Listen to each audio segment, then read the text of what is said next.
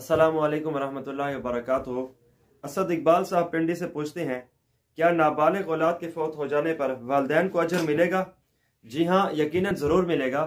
हदीस पाक में आता है, वाज़े तौर पर सराहत भरा, अल्लाह रब्बुल इज़्ज़त फरिश्ते को अपने सामने खड़ा करते हैं। इरशाद फरमाते हैं, ऐ फरिश्ते तूने क्या किया? ऐ अल्लाह, तेरे ही हुक्म पर मैंने तेरे बंदे की औलाद यानी जिगर के टुकड़े को उससे जुदा कर दिया, यानी फौत कर दिया, उससे रूह कब्ज कर ली। तो ऐ मेरे फरिश्ते, फिर उसने क्या किया? तो वो फरिश्ता अर्ज करता है, या अल्लाह, उसने तेरी तारीफ की, उसने सब्र किया और उसने अजर पर यकीन रखा और तेरी हमद की।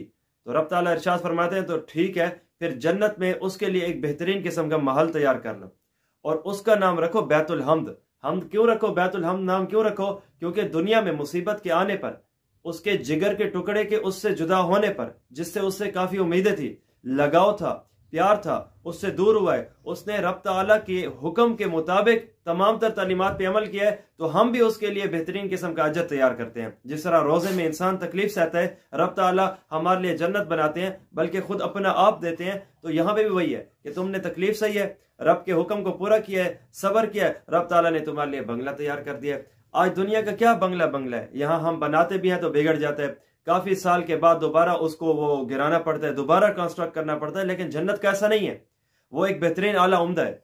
और ये एक बतौर तालीमात में से है इस्लामी कि जब बच्चा फौत हो जाता है ना, तो उस वक्त कोई ऐसे भी होते हैं कि वो कुफरिया अल्फाज बोलने लग जाते हैं, अल्लाह तो ये मेरा ही बच्चा मिला था, ये वो।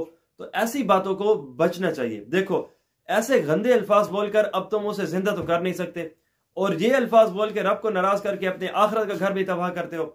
और जो बंदा रब के लिए सब्र करके ना सह जाता है, तो चलो दुनिया में तो इसका बच्चा इससे दूर हुआ है, लेकिन कल कयामत दिन दोबारा इसे मिलेगा। और ना सिर्फ इसे मिलेगा, हदीस तो बड़े अलग अलग स्टाइल से खूबसूरत तरीका बताती है कि बच्चा होगा, कल कयामत के मैदान होगा, मफहूमी तौर पर वो बच्चा कहेगा, या अल्लाह तूने मुझे जन्नत दी है, मेरे वालिदैन को भी जन्नत दे, मैं इन्हीं का तो वजूद हूँ, का जरिया हूँ, इन्हीं के जरिए से तो मैं इस दुनिया में आया था, गो कि आपने मुझे जल्दी उठा लिया। तो ये करना चाहिए। दूसरा, सब्र हम किसे कहते हैं? देखो, सब्र दुनिया के अंदर हर एक बंदा करता है। ये बात गलत है कि हम ये कहें कि फला बंदा साबिर है, फला बंदा साबिर नहीं। सब्र हर कोई करता है, बस वक्त की एक तरतीब होती है, कोई फौरन कर लेता है और कोई थोड़ा सा अरसा गुजर जाने के बाद खुद ब खुद उसे सब्र आ जाता है। तो हदीस ने बताया कि असल सब्र क्या है, बल्कि मैं आपको सही मानों में इसकी डेफिनेशन बता दूं, अस्सब्र इंद सदमतिल ऊला, तुम्हें तकलीफ पहुंचे उस वक्त तुम सब्र करो, सहो, इस ही को सब्र कहते हैं। वगरना हर एक बंदा सब्र करता है। कैसे? एक बंदे का बाप मर गया, चाहता था कि मेरा बाप मेरी तरबियत करे, मुझ पे खर्च करे, लेकिन वो है कि दुनिया से चला गया। तो इस बेटे को भी सब्र आता है। कैसे? 4 साल के बाद इससे पूछो ना कि वो वक्त याद करो कि जब तुम्हारा बाप मर चुका था, तो वो लम्हा और आज का लम्हा क्या तुम्हारे लिए सदमे के तौर पर बराबर है? भाई नहीं, खत्म हो जाता है। यही तो गोया मैं कहूं कि भूलना भी एक नेमत है। अगर हर एक चीज याद रहती ना, तो फिर आप देखिए कि वालिदैन की वफात हो, प्यारी चीजों का हमसे चले जाना हो, तो ये तो तकलीफ का जरिया बन जाता है। तो जहां पे भूलना थोड़ा सा नुकसान का जरिया बनता है, तो वहां पे भूलना थोड़े बहुत सारे फवायद का जरिया भी बनता है। तो ये बात नहीं है कि सब्र नहीं आता, सब्र आता है, लेकिन ये कि अव्वल वाहले में, अव्वल लम्हे में सब्र करना, ये हदीस ने सब्र बताया। तो जब ये कर लेगा ना, चलो ठीक है, दुनिया में तो वो प्यारी औलाद उनसे दूर हो चुकी है, लेकिन कल क़यामत दिन रब ताला उसे जरूर इनायत फरमाएंगे। ना सिर्फ औलाद मिलेगी, बल्कि औलाद के जरिए से बंगला भी मिलेगा। क्या हम उसके ऊपर खर्च करें, वो अब हम पे खर्च कर रहे हैं। क्या हम उसको बनाते, वो हमारी जन्नत बना गया है। क्या थोड़ा सा हमने दुनिया के अंदर सब्र कर लिया है। और दूसरी बात कि वफात क्यों होती है, हमारे प्यारे हैं, हमसे दूर हो जाते हैं, ये वो। तो बात याद रखिए, ये सवाल 2022 में आज हमारे ज़हन में आ रहा है, लेकिन इसका जवाब रब ताला ने कुरान पाक में पहले से ही हमें इनायत फरमा दिया है। कुरान पाक ने बताया, वाला नबलुवन्नकुम बिशैइन, और लोगों ये बात याद रखना, हम तुम्हें हर लिहाज से, हर चीज से आजमाएंगे।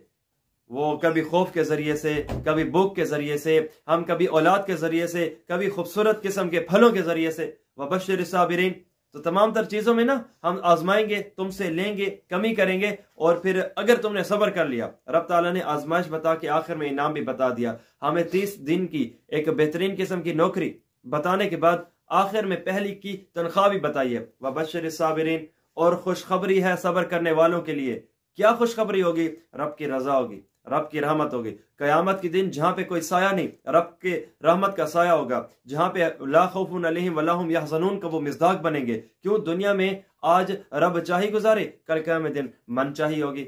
तो ये खूबसूरत तरतीब है, क्योंकि ये सवालात कई अंदाज से अहबाब के आते रहते हैं। तो ना सिर्फ मैंने सवाल का जवाब दिया है कि जी हाँ अजर मिलेगा, बल्कि मैंने एक तफसील के साथ बता दिया कि किस अंदाज से अजर मिलते हैं और हमें इस हवाले से कैसे रहना चाहिए। और इस हवाले से और भी बहुत सारे मामलात और बातें हैं कि जो सब्र का ज़रिया बनती हैं।